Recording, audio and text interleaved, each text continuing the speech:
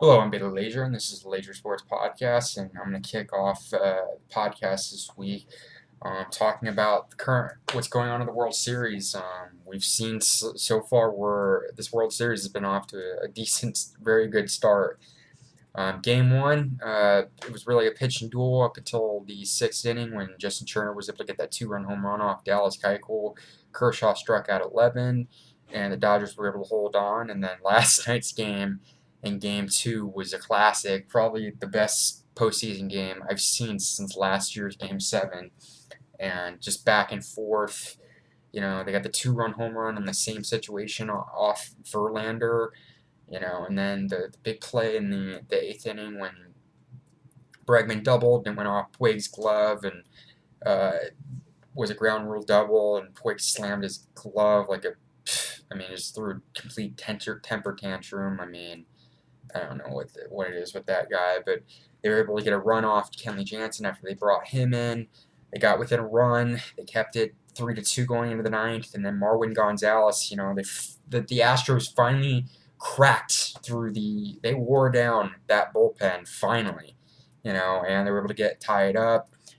Bellinger just missed a home run in the ninth inning to get it and it went into extras. The two home runs by Jose Altuve, who finally got going in this series after not a great game one, and for most of that game, not really a great game two. And then they were able to get another home run from Carlos Correa.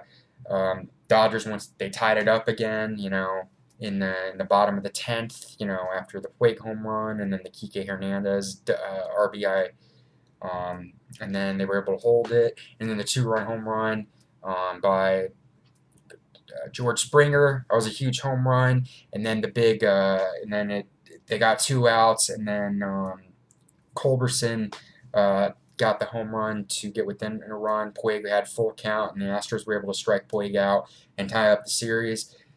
We're in for another good World Series, and I'm glad it's not going to be a sweep because I don't like sweeps in any 7-game series. I hate it.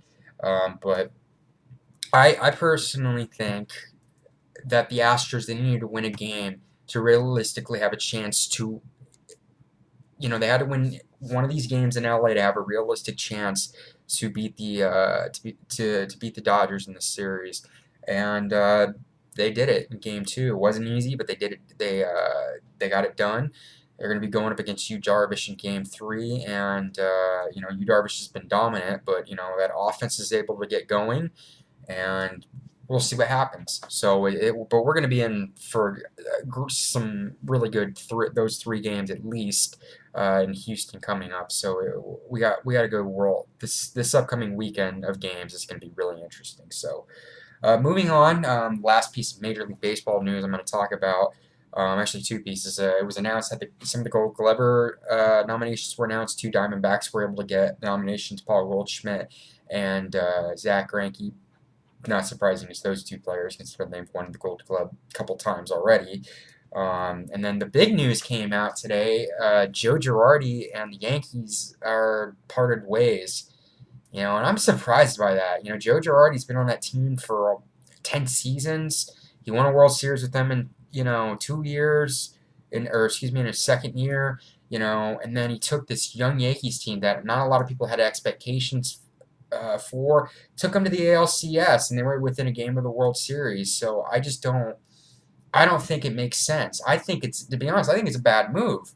He did a great job this season, and they decided to move on from him. It's just not a great move. It's very questionable, and we'll see what happens to the Yankees next season. So we'll see. Moving on to my next piece of news. Not really impressive for the other professional teams in Arizona, but the college football teams were able to improve. ASU had another great dominant defensive performance, beating Utah, and U of A won a very tight game in overtime against California. So ASU and U of A are really heating up. ASU is going to be going up against USC, who were blown out by Notre Dame. And I really think if ASU plays defense the way they played against Washington and Utah, they're going to have a good chance to beat USC. I truly think that. So we'll see what happens there.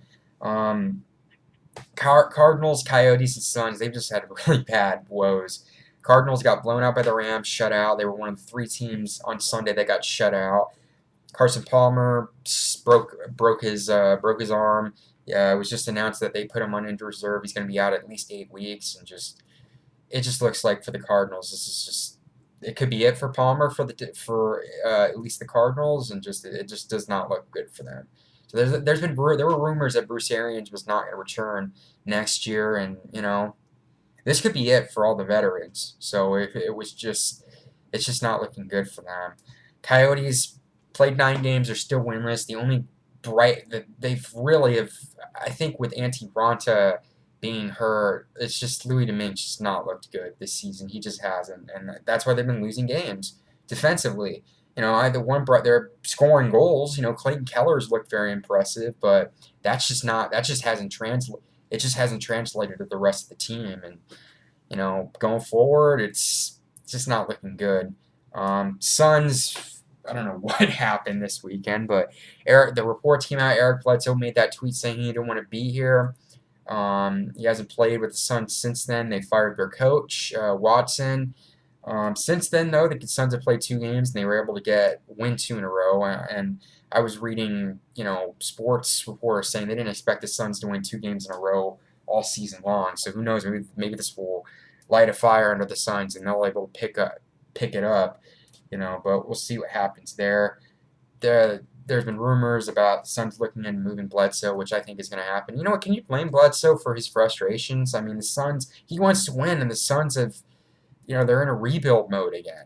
They've still been rebuilding. So the Suns, they need to, and I can see his frustrations, but we'll see what happens there. On to my last piece of news. I'm going to do my Week 8 NFL predictions. My current record, I had a very good week. I only had 2 wrong as far as predictions, but I'm 56-40, so I'm very off to a good start. Sunday night football game, or Thursday night football game on tonight between the Dolphins and the Ravens. Dolphins really surprising people right now. Jay Cutler is going to be out of this game, but he could be back next week. Ravens have just offensively, they just completely look lost. But considering this is at home, and even though the backup quarterback for Miami looked impressive, I like the home team in this, so I'm going to take the Ravens. Vikings-Browns, this game's going to be in London. I mean, I got to take the Vikings, and this is a big thing. With Aaron Rodgers and being out from the Packers, they might get Teddy Bridgewater back. Vikings might be a dark horse in the NFC, so we'll see what happens there. But I got to take the Vikings. That's probably my lock of the week, 49ers and Eagles. Eagles won an impressive game on Monday Night Football. 49ers are winless. I'm going to take the Eagles. Bears Saints. This is going to be an interesting game because, the Bears are behind Mitchell Trubisky. They've won 2 games in a row. He only completed 4 passes in their win against Carolina, but defensively they look very good. I think this is going to be a close game, but considering this is at home and the fact that New Orleans is off to a great, they've won 4 games in a row, and right now they're leading the NFC South. I'm going to take the Saints. Falcons, Jets. Jets have lost kind of 2 devastating games, and the Falcons have just not looked. They haven't looked the same. But I'm going to take the Falcons. Panthers, Buccaneers. Panthers have kind of been on the downspin, and this might surprise people, but I'm going to take the Buccaneers. Colts, Bengals. Colts were one of the teams that got shut out. I'm going to take the Bengals. Raiders, Bills. Raiders won a thrilling Thursday night game last week. But I'm gonna take the Buffalo Bills in this. I think they look very impressive. Chargers, Patriots. Patriots look like they're back on. Tom Brady's back on a roll. But the Chargers, after going 0-4, they've won 3 in a row. I'm gonna take the Patriots. Texans, Seahawks. This will be another really good game. I'm gonna take Houston in this. Cowboys, Redskins. This is kind of in the middle because they're middle teams right now. Both are 500. I'm gonna take the Redskins. Steelers, Lions. Steelers are starting to look very impressive. I'm going to take Pittsburgh, and then Broncos, Chiefs. Broncos struggling without